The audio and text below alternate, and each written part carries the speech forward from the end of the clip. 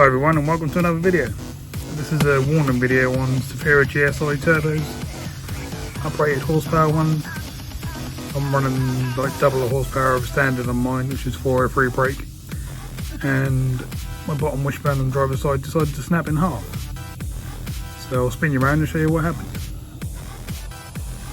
So as you can see, we're not joined to the car whatsoever down there. This happened while going along at about 30 miles an hour, which was lucky. Good job I went doing 100 plus on the track or something like that, because that could have been quite nasty.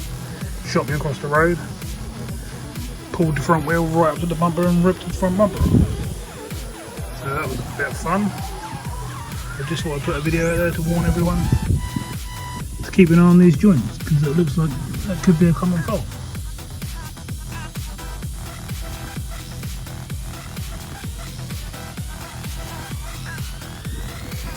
So that's just a quick warning there. All good fun having all this power in these cars, but if your front end falls apart while you're going down the road, and you hit oncoming traffic or whatever, hit a wall, anything, it could be quite nasty. Or I just put this video out there just to warn a few people. Otherwise, have fun with your Zafiras. Thanks for watching.